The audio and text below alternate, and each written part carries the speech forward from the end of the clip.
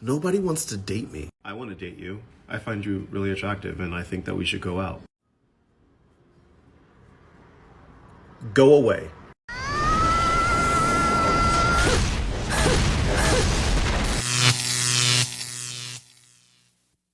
Welcome, brothers. It is widely known that women in their 20s are at their prime. They have more suitors, receive more invitations, and are better valued. However, this changes once they reach their 30s, where they must begin to shift their narrative. Today, we will discuss women who have hit the wall and are now looking to lower their standards. But before we proceed, I invite you to like the video, subscribe to the channel, and share your comments with your experiences. This helps the content reach more men who may find it beneficial. So, let's get started. I've been single now for almost a year and a half, and something I realized that has happened to me, I feel like a teenaged woman. I was with my ex-fiance for 10 years, and we started dating when I was 21, and he broke up with me only a few days before my 31st birthday. And fast forward, I've been living in New York almost 1 year, and there's this side of me that is very much the 30-year-old. I feel so confident in my work and my point of view and what I want out of life. I feel confident in my body and just can really stand in my authenticity in a way I couldn't in my 20s. And then there's this other side of me that feels completely feral, like I did right before I turned 21, where I'm just adventurous and reckless and want to live my life to the fullest. I feel like a teenaged woman. I feel like a lot of young women rush themselves to grow up. Like I was constantly wanting to prove my maturity in my 20s. But now in my 30s, post broken off engagement, having my 20s be a wash of cosplaying a wifey, and that's really what I wanted. I was not interested in partying. I was very independent still, had tons of friends, still would go out, but now living alone in New York City as a single girl, I'm crazy. I'm a teenage woman. I can stay out till 3 in the morning, but then also know exactly what I want and set really strong boundaries with friends and men. So I'm just frozen. I'm frozen as like this early 20s teenage version of me, and then the person I am now, like this confident woman who is proud of how much she has survived and fought to have the life that she has. One thing is how you feel, and another is the reality. You might feel 21, but you're 31. Your body is not the same. Your social value is not the same. Even though you want to act like you're in your prime now, an old car will never be better than the latest model. The wall, brothers, it doesn't forgive. Something you can notice about this woman is that she's in revenge mode. She spent 10 years in a relationship, probably with Chad, a man who brings nothing to the table except his seed. She couldn't secure commitment from him, and now she feels like she gave him her best years. She wants to reclaim those years now, going out, partying, living the life she couldn't live with him. But the thing is, like the wall, time doesn't forgive either. You're not as beautiful as you used to be, and you don't have the same suitors. Even if you move to a new city, your past comes with you. That's why you hear her saying she's setting boundaries. Of course, because after leaving Chad, she wants to establish standards for the new beta provider she's looking to find, the one she wants to get the ring and financial security from. But most likely, we'll see her as the girl in the next video. I am a 35-year-old single woman. And I know I'm not the only one that's in their mid-30s who's single, even though it does feel like it sometimes. I wanted to bring up some comments that I do receive. Like, for example, I was out last weekend and some guy asked me how old I was. I told him 35, and he said something like, well, don't you think it's time to start having babies? No. Now, a comment like that, I maybe would have brushed off a little bit more if I didn't want kids at all. But I think it kind of stings a little bit because the fact that I've always dreamed of being a mother, sometimes these comments are actually being made by men. And for the most part, a lot of the girls, when they find out I'm 35 and single and they have kids, they'll be like, oh, girl, wait as long as you can before you have kids. This goes back to society's expectations of women, and the only way to be fulfilled in life is to have kids and to be married. Of course I do want that for myself, but you know, if it's not in the cards to me right now, it's not in the cards. I think that society puts an expectation and pressure on women to be a certain age and to have kids and to be married. It's really hard to like not compare your life to other people at times. You feel like you're kind of behind on life. But when I was in my 20s, I always thought that I'd be married and have kids at the age of 35, and I'm not. And that's okay. Life doesn't happen sometimes the way that we hoped it would. I think what's so frustrating is when people start to feel sorry for you and then they make comments like, oh, what's the red flag? Or isn't it time to start having babies? I could have settled years ago and had kids, but it probably would have been with the wrong person. I'm not the only one who's in their 30s and frustrated with dating and feeling like they're never going to meet someone, but don't give up hope. I'm very hopeful that there is someone out there for me. I know sometimes it feels like you're never going to meet someone, but you will. Create a life for yourself that you're happy on your own. I hope this hits the right pages, and I hope I helped at least one person. Brothers, it's not that they don't need any man. Not that the goal is to be empowered and earn their own money. The goal is not to have a house, a job, live the working life. This is not the message they sell to women. But the reality of life is that a woman's greatest achievement is to have children. Whether they want to admit it or not, that is their greatest accomplishment. That's why it hurts when men ask about their age. That's why it bothers them when women with children tell them to wait for their moment, to do it in their own time. Because there's nothing more painful than false empathy for a problem you yourself have. She wants to play the victim, portray it as a matter of not finding the right man, blaming others instead of herself. But the fault is hers because she's the one who decides whom to date. In the end, brothers, a man must protect his seed, but the most important thing in a woman's life is to choose the father of her children. That's why they say the right one. But when asked what the right one should bring to the table, most likely, she's looking for status and money. Not that he's from a good family, not that he has good values, not that he's a hard-working man. She only cares that he has a good financial life. Because why do they think a woman like this hasn't found a man? It's not that she couldn't find a decent man. She chose to have fun with Chad, rejecting decent men. Today, we see her paying the consequences of her decisions. That's why I always say, brothers, the wall doesn't forgive. Okay, you see this? And yeah, I'm smoking right now because I'm upset. Do you see this? I'm all done up. Just to get told that if I don't put out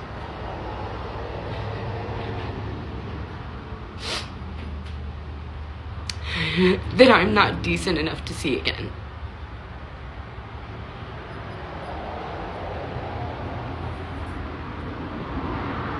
I give the hell up. I give up. I give up.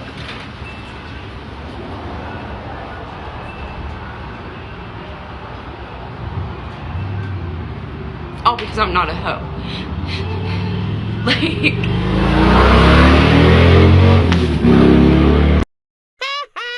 I can only laugh at this. She says she doesn't belong to the streets, but when you see her, you can only think she's from the streets. It's like the saying goes, you'll be judged by the cover. If she's covered in tattoos and acts in a masculine way, I can only imagine someone playing for the same team as me.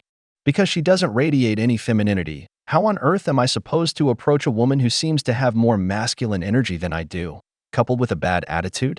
Brothers, these women are to be dismissed. This is a red flag, which is why she says she's upset. But why is she upset? Because she's with a guy who doesn't take her seriously, who has her for fun, not for commitment. Brothers, women who can't change their game in time end up hitting the wall of regrets, or as we like to say, crashing into the wall. Because if there's anything inevitable in this life, it's time, death, and the wall that never forgives. This message is meant for single people, so if you're in a happy relationship, keep scrolling. When did being single become such a negative thing? I've been in relationships for 12 years, and let me tell you, the grass is greener on the other side, and that other side is called single life! I'm not hating on loving, amazing relationships where you work so well. I'm hating on the people who think that being single is horrible. Like, when did this happen? I'm so confused. Being single means the only person you have to answer to is yourself. What do I want to do today? What will make me happy? When you're single, you can just take off and travel wherever the heck you want. Like, boom, I'm going to Thailand for 2 months, peace out. Don't have to consult with someone to see if that's okay. I could honestly talk for hours about how awesome it is to be single. So follow me for more awesome reasons and let's change the way you think about being single. It's freaking awesome. I really don't know what some people smoke in the morning, but it must be pretty good. This is what I call false empathy. Just listen to her saying, "I've been in a 12-year relationship, and the grass is indeed greener on the other side." What nonsense is that? How do you know the other side is better in a relationship when you're cheating on your partner? It's because of things like this that I say there's now a bunch of people giving advice based on imagination. If you're not experiencing something, how can you give advice about it? She's married, talking about how fabulous the single life is. This is just a mockery of desperate women who are single or have hit the wall.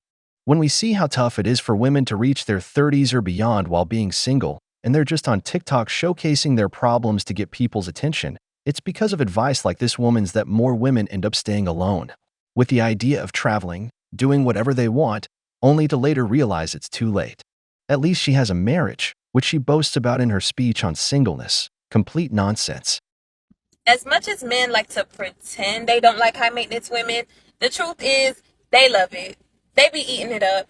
Men love a woman that keeps her nails done, her hair done, her lashes, her makeup, her outfit on point. Men love when you smell good. Men love all that stuff. But my thing is, you want all the benefits that come associated with having a well-kept woman, but you don't want to invest in it. All of a sudden, you want to bring me around your friends. You want to bring me around your family to show me off. Let's be real. It's to show me off as if you're the reason for my upkeep, as if you've been the one maintaining my appearance. I just met you. I don't want to hang around your homeboys. I don't want to hang around your family. I want to go to the mall. The only reason these men want to bring you around these people in their life so early on, let's make that part clear, so early on into your relationship, is because they want to show you off as if you're a trophy. So if I'm the trophy and you want to show me off, pay for it. Brothers, if you're given a trophy just to keep paying an endless debt, I'd prefer not to win that prize. Because women keep talking about how a man needs to spend money to have a beautiful woman. But, of course, it seems that a man shouldn't spend on his clothing or haircut, take care of himself, in short, invest in his own appearance. Apparently, that doesn't count because what matters is what she does to look decent. The thing is, brothers, a woman knows she has to invest significant amounts of money in makeup to try to attract the best men. That's why you see them undergoing expensive cosmetic surgeries to look even more attractive, all to be competitive in the sexual marketplace, to access the best men in the market. Later, you hear them say, "We don't make ourselves beautiful for men's attention," which is a fallacy. But what is the problem with Western women? The cost of them maintaining their beauty has to come from the man's pocket. She tells you, if you want a beautiful woman, you have to invest. But what she really knows, brothers, is that she's getting you to invest to keep her beautiful. In the end, she uses that to try to access men who are better positioned than you because, just like the wall, a woman's hypergamy doesn't forgive. If she finds a better prospect for a husband, she'll definitely discard you. Moreover, brothers, if you have to invest just for her to look beautiful, then let me tell you, she is not beautiful. She is just an expense. And the moment you take her to a pool, you'll see how your investment goes down the drain.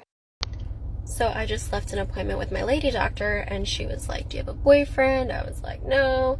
She was, "But you're sexually active." "Yes." She says, "So you have maintenance men?"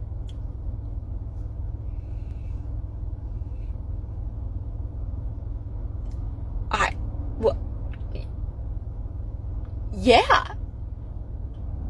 I have maintenance men. That's what I'm gonna call them from now on. I'm gonna call them maintenance men.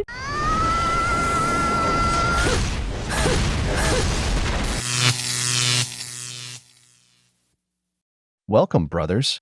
In today's video, we will explore the reasons behind some women's hatred towards men, the reasons they blame us for their own decisions.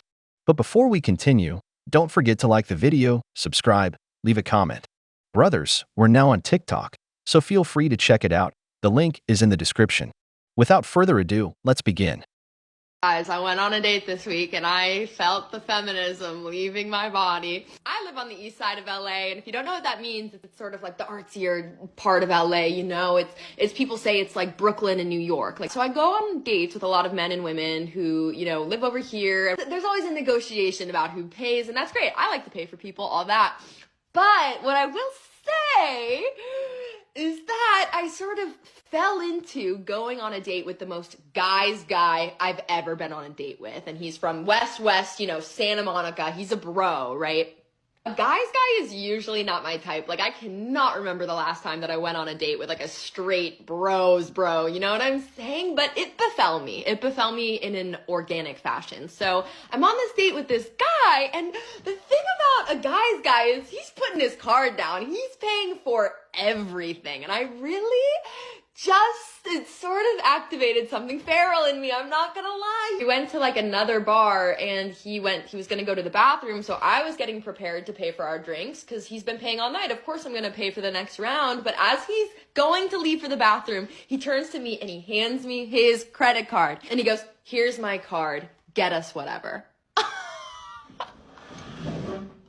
It might be time for me to get away from all these, liberal snowflakes on the east side.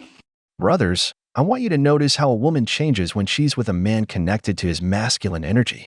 When a man with high masculine energy is present, it makes the woman connect with her feminine side. This is what happened with this woman. She plays both sides, but being with this man, she felt like a woman. She felt like she was in the place where she belongs, and it made her feel different. This man was a game changer for her.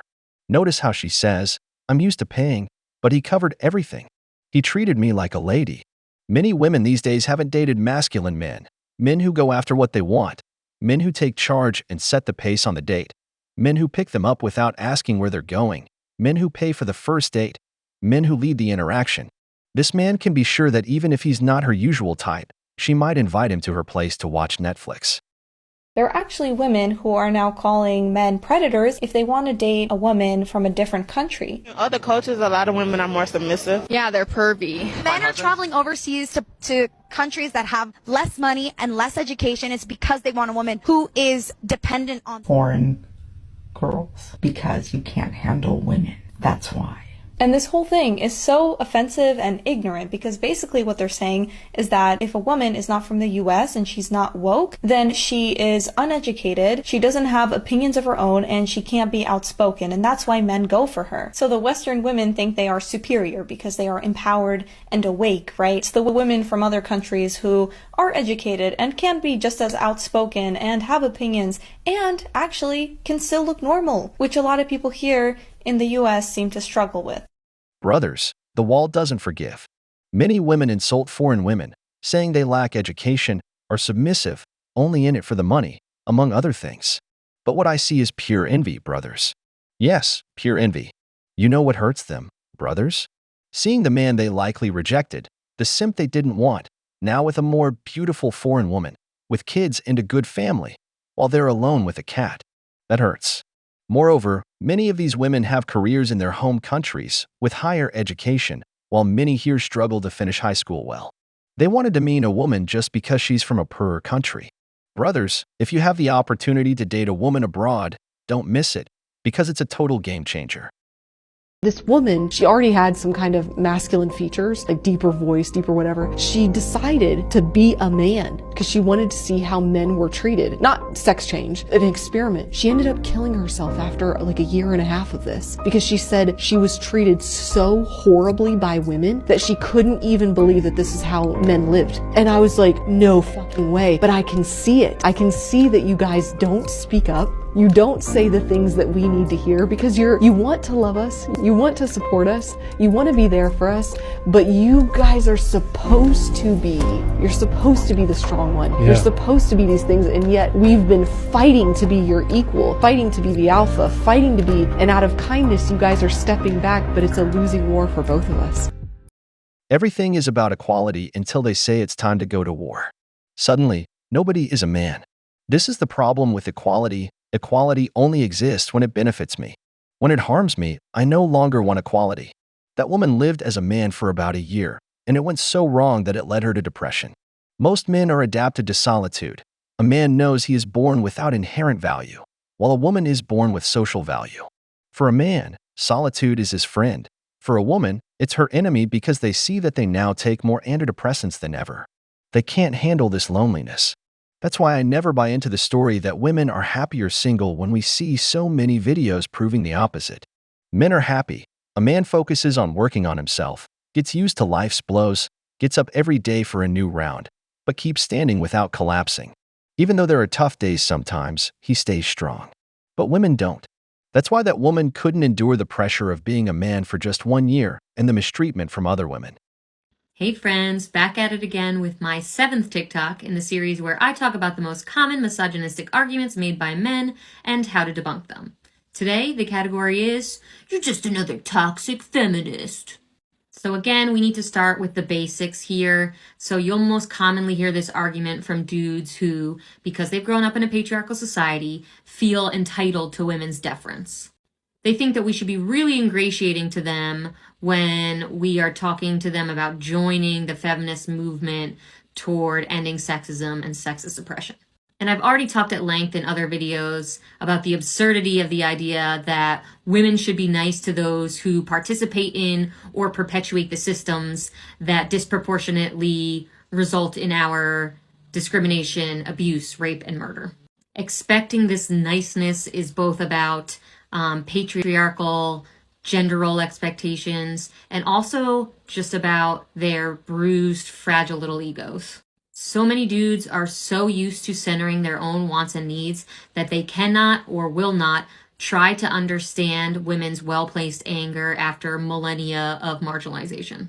And you know they are fragile when they are getting upset in my comments about being called ding-dongs. Like, ding-dongs? Are you for real, my dudes? You could never make it in the world as a woman if that's the kind of stuff that upsets you. The other piece to consider is that men who talk about toxic feminism often talk about how the modern movement is about dominating men and not just achieving an equitable playing field. They do this because they're panicking about losing their positions that have been given to them as a result of male privilege and not been earned. And as they see women participating in traditionally male-dominated spaces, they begin to get scared because they think we're going to treat them exactly as they've treated us. The other thing we need to discuss here is the idea of toxic femininity that men often bring up. This is not to be confused with toxic feminism, and I'm going to do that in a standalone part 2, so check it out. Have you noticed that when people talk, they only mention the topic without providing any substance or supporting text to reinforce the theme they're discussing? In the end, it feels like you listen to a speech where the only thing you understand is the main title. This is exactly what this woman is doing. She mentions the title but provides no causes. In short, she's just talking nonsense. Brothers, she says we live in a patriarchal society. But of course, when it comes to being the CEO of a company.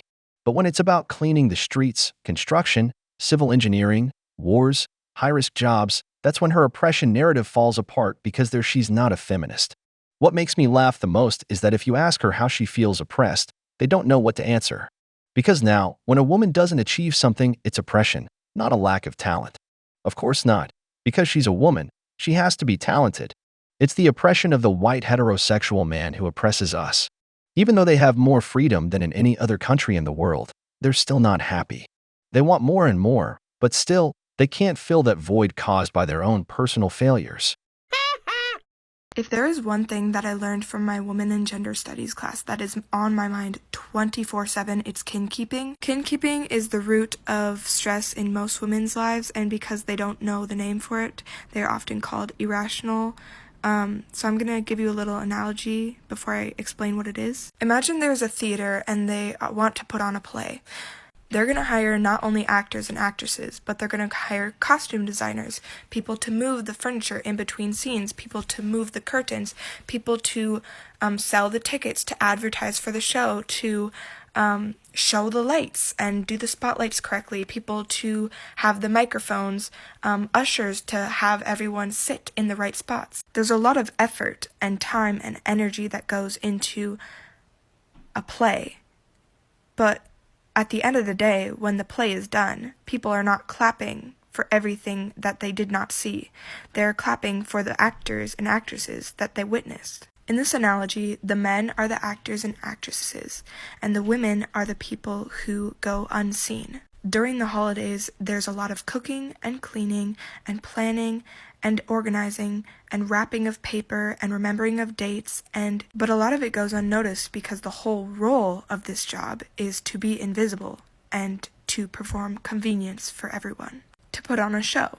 You may notice during the holidays there's a lot of women in your kitchen, bonding, talking, but they're also doing work. And it's not only your mom, it's your aunts, your grandma, it's everyone, and they just subconsciously know that your mom needs help, and they create a bonding experience out of it, and that's fine.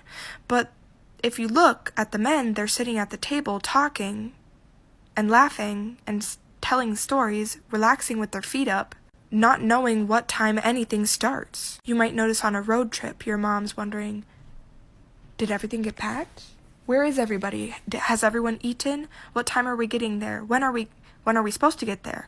What was I supposed to bring? And you might notice your dad saying, calm down. Why are you being so irrational? Everything's going to be fine. Stop worrying so much. And it pains me to see this, because this man doesn't see all the work that your mother has done, because it doesn't have a name. He doesn't know the name. He doesn't know any of the work she's done. Kin keeping. It's the unpaid labor that women are assigned to subconsciously as a gender. And not only does this cause a lot of stress in women's lives, but it also breeds a lot of ignorance in men. Did your dad plan that vacation? Did he even get the presents underneath the tree that say "from dad" on them? Does he know when your dentist appointment is? Does he know what size pants you wear? If not, who did that? And who took credit? Let me know if you want a part 2. Brothers, this is what I'm talking about when it comes to women living their single lives and then wanting to pass judgment on the married lives of others. In this case, using her parents as an example. She criticizes men for talking among themselves while women are in the kitchen. Yet, even in your own house, you know there are areas that are your wife's, where she doesn't want you. How many women cook dinner and don't want help from the man, perhaps only to set the table? Many want to see their families or husband's appreciation for the Christmas dinner they prepared. But she says the man gets applause for doing nothing. Yet, who bought the car for transportation? Who put in the gas? Who buys the groceries? Who bought the gas? Who owns the household appliances for cooking? Who maintains the home? The man does all that. You provided the labor to make the final product, but the man supplied all the raw materials, the means of production. But do you see the man complaining about it? No. The man only sees his wife making a family dinner, feeling proud of her. The woman feels good seeing her husband enjoying her food. But a woman who has hit the wall can't understand this, because the wall doesn't forgive.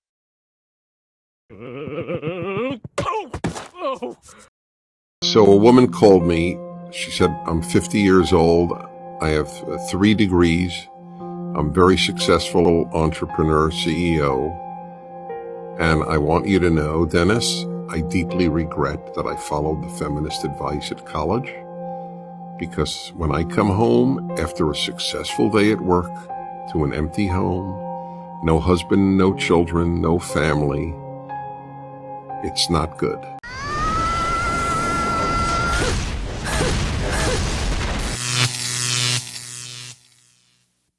Welcome, brothers.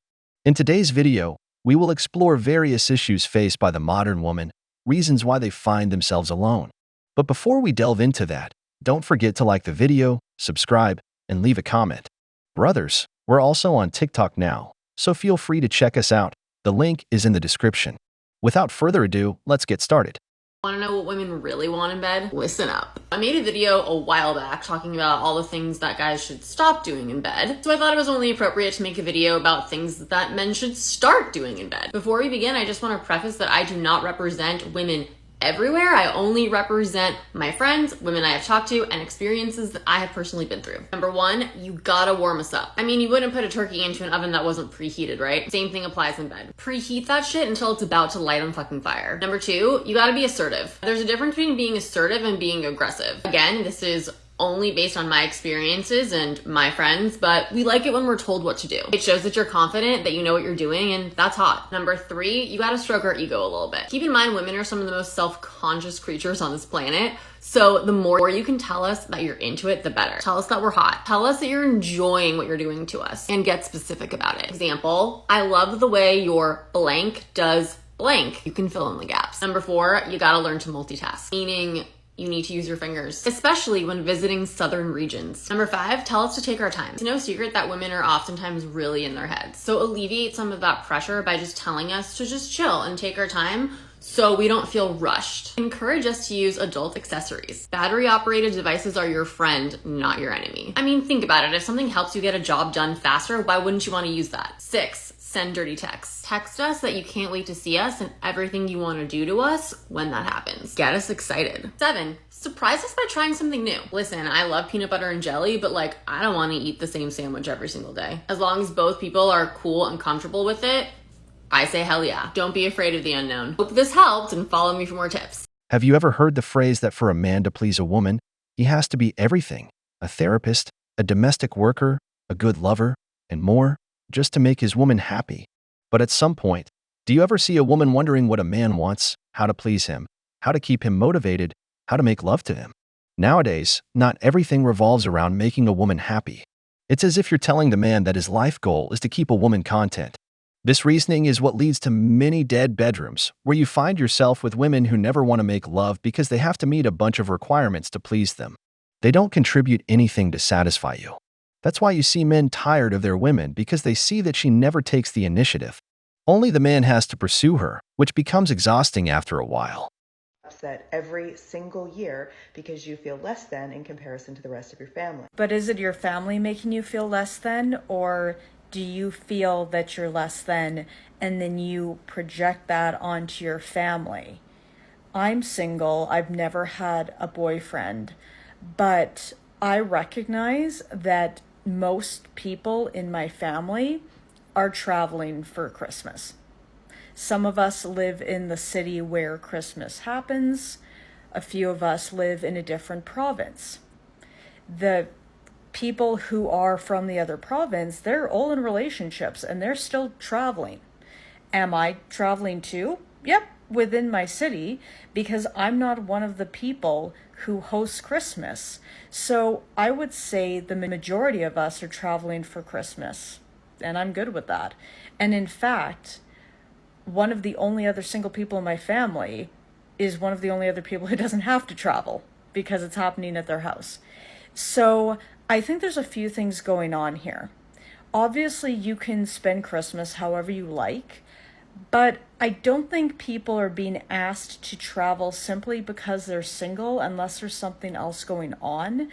Because, as I said, I'm just being asked to travel because I'm not the one hosting Christmas. And as I said at the beginning, I think it's really important to recognize when, and again, I don't know your family, I don't know, but to kind of consider, are other people making me feel a certain way, or am I projecting onto them? She is projecting herself. The real problem might be that people nowadays want others to change for their situation. If you're not the one hosting Christmas and you know a family always hosts the festivities, why should the family accommodate to you? Why should they do things differently just because you can't bring a partner? In the worst case, you might not be invited, and you feel excluded. That's why we see people today who feel entitled.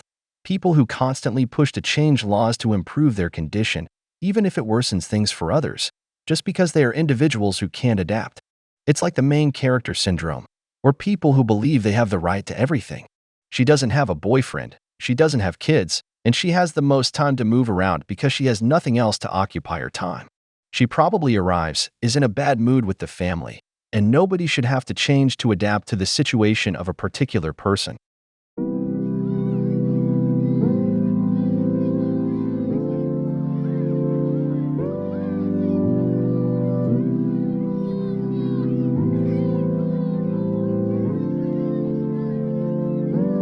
Thought I'd just do one for the single parents who are thinking about Christmas and might be spending like a chunk of Christmas Day or Christmas Eve on their own. I just wanted a little chat really. I spent not last Christmas Eve but the two before that on my own on Christmas Eve, and it felt weird. But I just wanted to say, like, if you are doing that, it's probably because you are co-parenting and you are, you know, nurturing that relationship between your child and the other parent. And I just wanted to say that that's the best thing you can possibly do for your child and like the best Christmas present you can give them. So I know it feels weird and lonely and horrible sometimes to be on your own, like with a tree and you've got their presents wrapped and stuff and you're just sitting on your own. Or maybe after all the chaos and stuff, they go off and then you're just sitting there like, okay. But that is like, it's like a sign that you're doing the absolute best for them. And I know that it doesn't make it easier in the moment, but I just wanted to say, like, absolute kudos to you. It's difficult. I know it's difficult. And I think you're awesome. And so does yoga. See what I'm saying? Everything always has to revolve around women. It's narcissistic. Why should we give you applause or congratulate you for ruining your marriage? Now, your child doesn't spend Christmas with one of their parents. What's the merit here? Why should we congratulate you for this? Do you know how many men today with children have to spend the holidays alone because the mother doesn't allow the kids to be with their fathers during these festivities? Do you think it's something they want? No, most prefer to be with their children, but the mother's resentment prevents the man from getting close during Christmas. The other women spending Christmas alone are the ones you shouldn't invite, but the family does it so they won't be alone and become depressed. However, they come with low spirits, ruining the atmosphere for everyone, just because they are alone, or in this case, because they've hit the wall. As we know, the wall doesn't forgive. I used to go to a Christmas party with the Deschanel family every single year, including Zoe and Emily. My parents divorced when I was 2, so we always did Christmas Eve at my dad's and Christmas Day at my mom's. And for Christmas Eve, we would go to our church and we would sing all the songs, and then we would go to this Christmas party of our family friend, and it was perfect. Almost Famous was my favorite movie as a teenager, so I would always see Zoe Deschanel and just be like, oh my gosh. This was before New Girl ever came out. I'm thinking back to all of the special holiday traditions that I experienced with my families now that I have my own 2 sons, and I'm trying to make sense of what I have the bandwidth to do, what they want to do, knowing full well that these are the memories that children look back on. And it's also a really bittersweet time because I'm also grieving the loss of how our family used to be and the parties and traditions and family friends that we used to have that we unfortunately don't have anymore. So really, sometimes the memories are all that you're ever going to get to keep. No pressure at all. He's right about that. These are the memories you leave in the minds of children. If a child never had the opportunity to be with both parents at Christmas, after a while, they will resent it because that opportunity was taken away from them. But watch the next video to see what single women are doing to cope with their loneliness. I thought this might help someone who is single and also didn't go home for Christmas. I'm going to do a what I got myself for Christmas haul. I did get a couple gifts from friends and colleagues, but I thought I would share because I kind of like Christmas hauls, and especially from the perspective of someone who's single and buys their own gifts, wraps their own gifts, opens their own gifts, I thought it would be fun to share. Also, let me preface, some of these gifts I knew well ahead of time that I was going to get myself them. Some of them are splurges that I just grabbed because there was a sale. I'm not super rich. I saved a lot for these, and I did get a bonus this year for work because I worked really fucking hard. So I just wanted to add those disclaimers. First, I'm going to start with the skin and makeup things that I got myself, and then I'll probably film a part 2 for clothes and book things, and then my big gift, and then talk about some other things that I might grab for myself because I do Christmas shopping after Christmas into the new year as well. So I'm not a huge makeup person, but when I do wear makeup, it's usually to go out, and I usually focus on doing an elaborate eye, and never really had or used base products until October when I grabbed the Say Slip Tint and the concealer. I can't remember what the name of the concealer is right now, and I became obsessed with these. If you're a no makeup person and you feel like your face needs something when you do an eye, I cannot recommend these enough. So for Christmas, I also just went back and bought more because I think this is my new favorite makeup brand, but I also got the Sun Melt Bronzer, the Air Set Setting Powder, and the Big Brush. I really want to try their blushes, but they never seem to have the color that I'm interested in stock. So, maybe let's chat, but I'm obsessed. I love this brand so much. Even on days where I don't really do anything, I usually put the concealer on. I haven't yet, but I will be because I have to hop on a Zoom later. In terms of body care, I want to say a shout out to Being French when earlier this year I hopped in their TikTok comments and said, how the hell am I supposed to pronounce this? I've actually tried one of their lotions before. This is the Ashley Tisdale line available at Target, and so I grabbed the Lavender Cloud line, what I could that was in stock because they're always out of stock of things. But I got the body wash, the linen mist, the lotion, and the body oil. This is the standout winner. I can see why these are always out of stock. This is incredible, and I cannot wait to share my new signature scent that includes this. I'm obsessed with this line. I want it all. Part 2, I'll talk about some clothes, some fragrance, and some hair care that I got myself. In short, buying and spending a lot of money to fill a void with unnecessary gifts. This, brothers, is sad because we see many women going crazy buying things during this holiday, thinking that this purchase will distract their minds. Later, they claim that single women are the happiest. I don't believe a truly happy person would be buying gifts for themselves. This, to me, is sad. The whole school system is based off around women. And now you have this blonde chick on OnlyFans thinking she's God's gift to the earth. You know, the truth of the matter is you either have skills or you don't have skills. And most OnlyFans models' only skill is taking off their clothes and talking to a camera.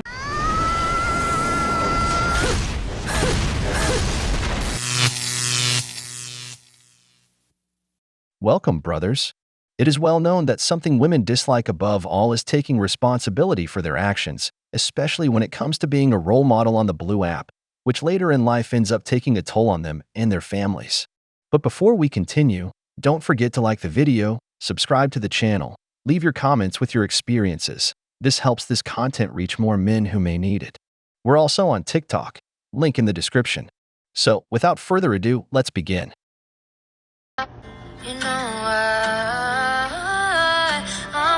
This makes me so sad and so angry at OnlyFans. OnlyFans is so gross because it literally weaseled its way into these feminist spaces and convinced women that it is somehow empowering for them to sell their body online with false promises they're gonna make hundreds of thousands of dollars. And that's not the reality of it. It's basically a sex work pyramid scheme. In what other business, when the market is so flooded, would you continue to try to recruit young women? And don't get me wrong, I have no problem with sex work, but it is not supposed to be this common, especially not amongst young women. And I hate to say this, but this is the opposite of feminism. This is quite literally the objectification of women. You can have us at a price. What? And I don't know why I feel like I'm so early on this train, but I don't see a lot of people talking about it. Which is again why I'm so proud of this girl for posting about it. Brothers, women who want to live the carefree life have always sought easy money.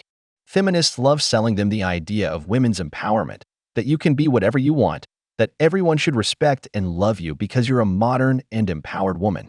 But as in life, every action has a reaction, and like any business, some do very well, but others fare quite poorly. Many women see these models and think, I will earn thousands of dollars like them, but many of them are very beautiful, have a large number of simps on Instagram, or simply started earlier. Some are quite young, making their content attract more needy simps, which is why they end up doing well. This, in a way, lowers the risk of repercussions in this type of business, because they exist, and they are quite bad. From your family not wanting anything to do with you to your friends stopping talking to you because they don't want someone like that around. From no man taking her seriously because who wants a girlfriend like that to introduce to his mother?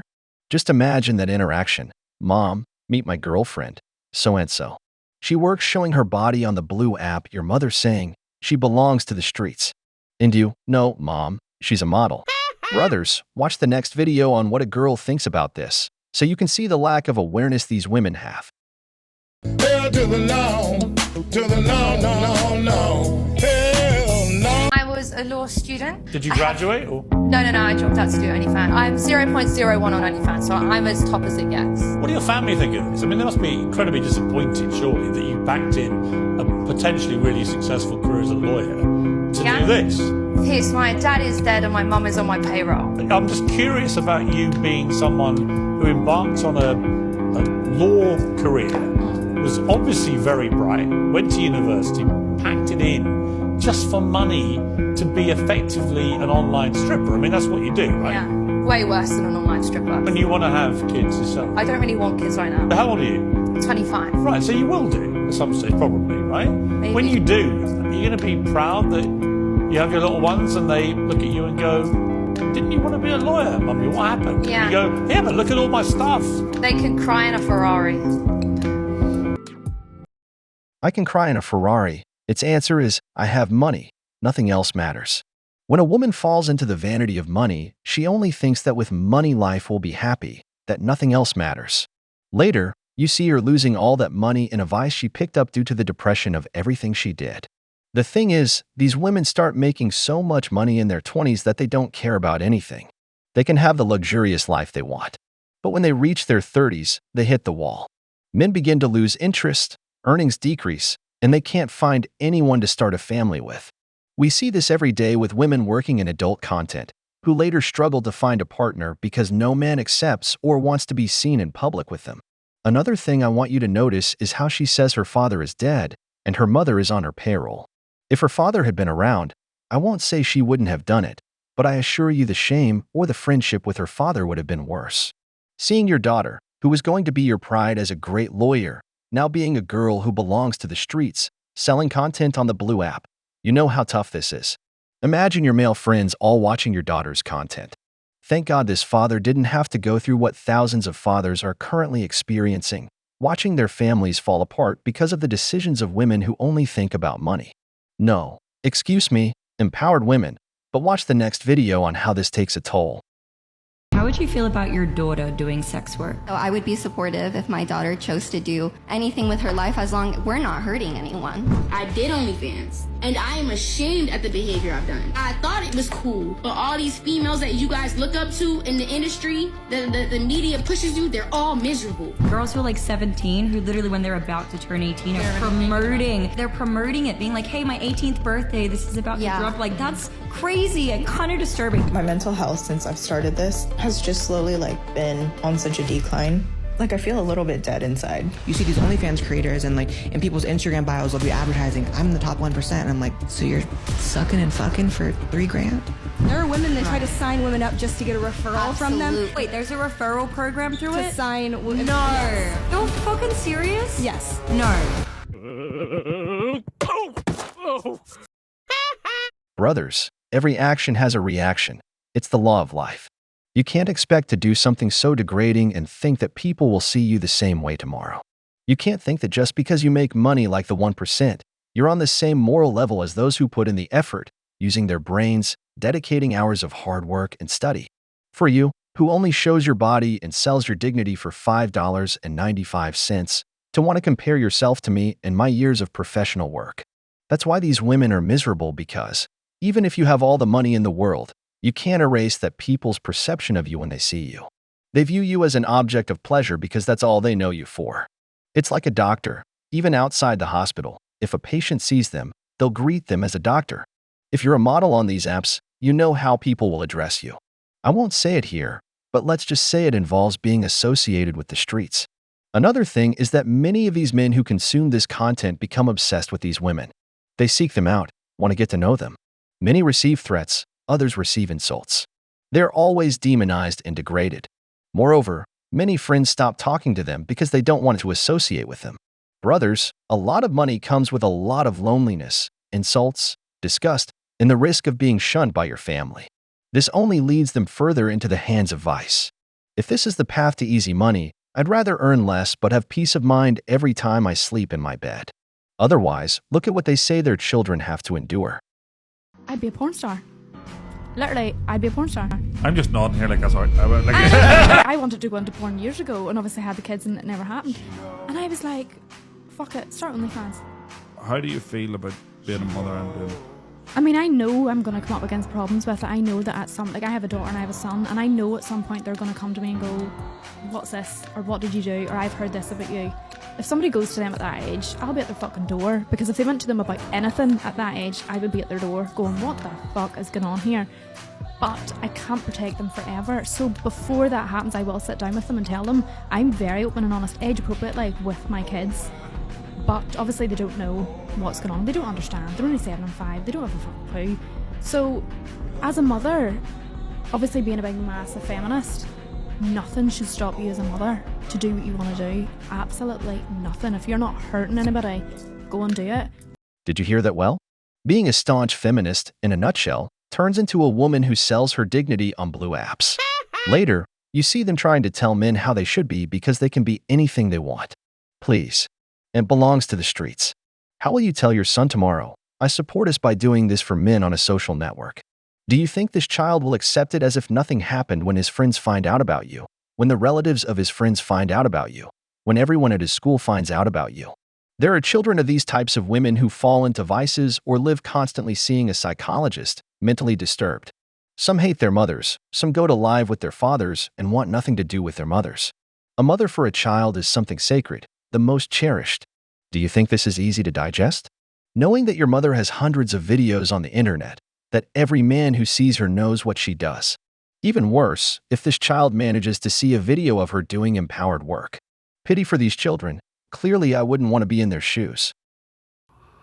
Cocaine is a hell of a drug. So you're thinking about making an OnlyFans. I'm going to tell you why you shouldn't, coming from someone who happily does. You're not going to make nearly as much money as like other influencers are going to tell you that you're going to, because like that's oversaturated market at this point. Maybe in 2016 this is a get rich quick kind of thing, not anymore. And once you do, you have to realize like this is on the internet until after, like you will be dead and this shit will still be very much alive on the internet. And there's nothing you can do about that. And you have to realize that and be 1,000% okay with that. And if you aren't, you shouldn't. You shouldn't make an OnlyFans if you are not consistent and willing to see things through, even when you see no results for a long time, because you have to build up fans, you have to build up followers, you have to build up traction, you have to be consistent, you have to talk to people. You have to do this every day, and it's going to be so irritating because you're not going to see any results for a while, but you have to continue. Or just don't make one, because if you don't think you can do that, then you shouldn't. And then my favorite part of the job, worrying about your safety, like constantly, is super awesome. I've invested, time and money into making sure that I am protected and safe. But regardless of the realities of how like serious people are, you're gonna get death threats, you're gonna get rape threats, you're gonna get so many, and like people can find shit about you online pretty easily. And I put in a ton of like different things in place to protect myself. And even then, I know one day someone's going to probably like give me a real good scare if I haven't already. So that's always fun. This is also a big one. You are turning the most sensitive and vulnerable parts of your sex life into a product. And whether or not you feel great about that product or shitty about that product, if you need to make money, you need to put out a product. And so it will affect your relationships. It will affect your relationship with sex. It will affect your relationship with masturbating. It will, everything that comes with it will change once you see yourself as a product, because that's essentially what you are. I hate when people say like, oh, you're selling your body. That's not true. Your body is an instrument that you're using to create content. And you have to take care of that instrument. You have to, protect it and make sure that it's safe and all this fucking awesome shit. You shouldn't make an OnlyFans if you're thinking, oh, well, I'll just hide my face and then use it to get money and then just go and have like a normal career after, because that's not how it works. Your future employers can check your tax records and like they can see, and you can lie and be like, oh, I did a cooking show. Bullshit, cap. Don't do it if you're like, oh, I don't want to, I'm gonna da. And I'm speaking to you. If your mental health is shitty right now, don't make an OnlyFans, because God knows you might regret this fucking decision, because it will affect the rest of your fucking life. And just because you're feeling a little bit teensy bits manic, don't do it. Not now. Wait until things calm down, please. At least she is aware of all the crap that comes with this life or following this path, because if you don't have the right mindset and are only thinking of easy money, you will suffer a lot in this line of work later. The thing is, brother, there is no such thing as easy money. As she says, in 2016, many made money by taking advantage of the boom in this. But currently, there are millions of women in this, each day one more beautiful than the other, always a younger one. Besides, many leak their content to other websites, and believe me, once it's uploaded to the internet, no one takes it down. This is forever.